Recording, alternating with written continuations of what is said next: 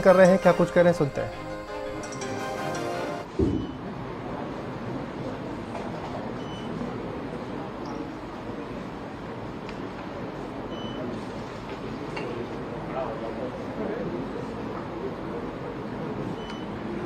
Uttar Pradesh police के radio विभाग स्थापना दिवस के अवसर पर आयोजित आज के इस कार्यक्रम में प्रदेश के मुख्य सचिव श्री दुर्गा शंकर मिश्र जी, पुलिस महानिदेशक श्री विजय कुमार जी, प्रमुख सचिव गृह श्री संजय प्रसाद जी, विशेष पुलिस महानिदेशक कानून व्यवस्था श्री प्रशांत कुमार जी, पुलिस महानिदेशक दूरसंचार श्री संजय तरडे जी, पुलिस विभाग से जुड़े हुए सभी हमारे वरिष्ठ अधिकारीगण, पुलिस रेडियो विभाग से जुड़े हुए सभी अधिकारी और कार्मिकगण और उपस्थित भाइयों बहनों, मुझे प्रसन्नता है कि उत्तर प्रदेश पुलिस का रेडियो विभाग 1 अक्टूबर से लेकर के 3 अक्टूबर तक अपनी स्थापना दिवस के कार्यक्रम को आयोजित कर रहा है। मैं इसके लिए आप सभी को, उत्तर प्रदेश पुलिस को भी और पुलिस के इस महत्वपूर्ण उपक्रम को स्थापना दिवस की हृदय से बधाई देता हूं। हम सब जानते हैं और इतिहास इस बात का साक्षी है, जिस भी फोर्स के पास में, जिस भी बल के साथ में उनका योग्य प्रशिक्षण और इक्विपमेंट रहे हैं, आर्म्स रहे हैं, वो हमेशा विजेता रहा है। इतिहास इस बात को जानता है और हम सब इतिहास में इन बातों को पढ़ते और देखते रहे हैं। आज के समय में भी ये बातें उतनी ही महत्वपूर्ण हो जाती हैं और इसीलिए आप इस बात को हमेशा, कोई भी संप्रभु संपन्न सरकार और राष्ट्र अपने आप को आधुनिक तकनीक में, अत्याधुनिक साधन में हम पिछड़ने न पाएं, इसका सदैव ध्यान रखती है। तकनीक का महत्व क्या हो सकता है और खासतौर पर पुलिस फोर्स के लिए, जिसके ऊपर एक बड़ी जिम्मेदारी होती है आंतरिक सुरक्षा और कानून व्यवस्था की स्थिति को बनाए रखने की, सूचना के आदान प्रदान के साथ साथ अन्य महत्वपूर्ण जानकारी को लेना, सटीक जानकारी तत्समय सभी स्थलों तक पहुंचाना, उसमें पुलिस दूरसंचार विभाग की एक बड़ी भूमिका होती है। मुझे याद है जब देश के सबसे बड़े सांस्कृतिक आयोजन कुंभ 2019 में प्रयागराज के आयोजन का अवसर हमारी सरकार को प्राप्त हुआ था। पहली बार इतना बड़ा आयोजन उत्तर प्रदेश में था। कुंभ के आयोजन हजारों वर्षों से चली आ रही एक विरासत का हिस्सा है, लेकिन आयोजन भव्य तरीके से हो, सुव्यवस्थित और सुरक्षित तरीके से संपन्न हो जाए, यह देश के लिए भी और दुनिया के लिए भी एक कौतूहल और आश्चर्य का विषय था। उत्तर प्रदेश वही, लेकिन उसी उत्तर प्रदेश में कार्य करने का पुलिस का तरीका, पुलिस का व्यवहार और पुलिस के द्वारा जो तकनीक अपनाई गई, उसके परिणाम को देश और दुनिया ने देखा था। 24 करोड़ से अधिक श्रद्धालु प्रयागराज कुंभ में आए थे और प्रयागराज कुंभ के माध्यम से उन्होंने बदलते हुए उत्तर प्रदेश को अपनी आंखों से देखा। अगर आप देखेंगे 24 करोड़ से अधिक लोगों की कुंभ में उपस्थिति इस बात को 2019 में साबित करती है कि कमोवेश हर हिंदू परिवार से, हर भारतीय परिवार से एक सदस्य ने प्रयागराज का दौरा किया था और प्रयागराज में आकर के उन्होंने कुंभ में सहभागिता के माध्यम से नए उत्तर प्रदेश की तस्वीर को अपनी आंखों से देखा था। आज जब उत्तर प्रदेश के बारे में धारणाएं बदली हैं लोगों की, वह किसी पहचान का और किसी प्रचार का मोहताज नहीं है। जिन लोगों ने आकर के महसूस किया, जिन लोगों ने आकर के देखा, वे लोग इसका संदेश लेकर के गए, चाहे वह देश के रहे हों, चाहे वे विदेश के रहे हों, चाहे वे भारत के वासी हों, चाहे वे प्रवासी भारतीय हों, उन सब ने एक अच्छा संदेश लेकर के गए। नहीं, उत्तर प्रदेश में बहुत अच्छा माहौल है, इतना बड़ा आयोजन सुरक्षित और संपन्न हो गया है। और उस आयोजन के साथ उस समय बेहतरीन तालमेल के माध्यम से पुलिस रेडियो विभाग के माध्यम से जो कार्य किए गए वह उत्कृष्ट कोटि की श्रेणी में गिने जा सकते हैं। लेकिन यह एक यात्रा है हमारी। याद करिए, जब उत्तर प्रदेश पुलिस ने पहली बार देश की किसी भी सिविल पुलिस की तुलना में उत्तर प्रदेश पुलिस ने 1938 में पहली वायरलेस सेट को अपने यहां प्रयोग किया था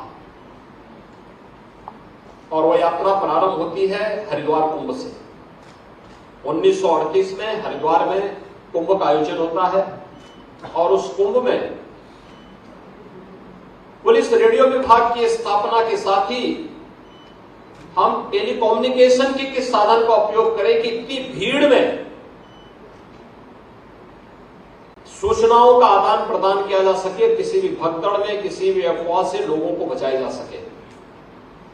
तो उस समय पुलिस ने सहारा लिया था 3 हाथियों के दल का, जिसके माध्यम से टेलीकम्युनिकेशन के का कार्य उत्तर प्रदेश पुलिस ले रही थी। और इस दौरान फिर एक यात्रा आगे बढ़ती है, रेडियो मुख्यालय की स्थापना होती है और 2019 आते आते हम लोगों ने हाथी से हैंडसेट तक हम पहुंच गए और अब तो मोबाइल सेट के माध्यम से एक साथ एक जगह से बैठ करके हम लोग सूचनाओं का आदान प्रदान कर सकते हैं। यानी यह एक प्रगति की वह राह है जो हम सबको आगे बढ़ने के लिए तो प्रेरित करती ही है, लेकिन एक आम जन के मन में सुरक्षा और विश्वास का माहौल भी पैदा करती है। हम तकनीक से भाग नहीं सकते।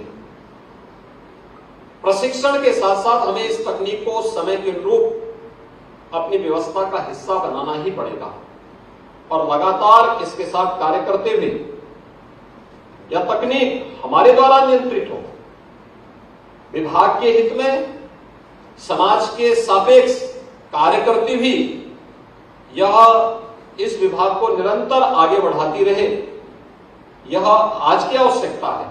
और मुझे अच्छा लगा कि 3 दिवसीय स्थापना दिवस के इस कार्यक्रम में पुलिस रेडियो विभाग के द्वारा यहां पे जो एग्जीबिशन लगाई गई है, इसमें अपने पुराने समय के उन सभी सेट्स को भी यहां प्रदर्शित किया गया है। कहां से यात्रा प्रारंभ हुई थी? मैं जब आया था तो मैंने यहां पे यही पूछा, मैंने कहा 1938 के क्या भी सेट मौजूद हैं?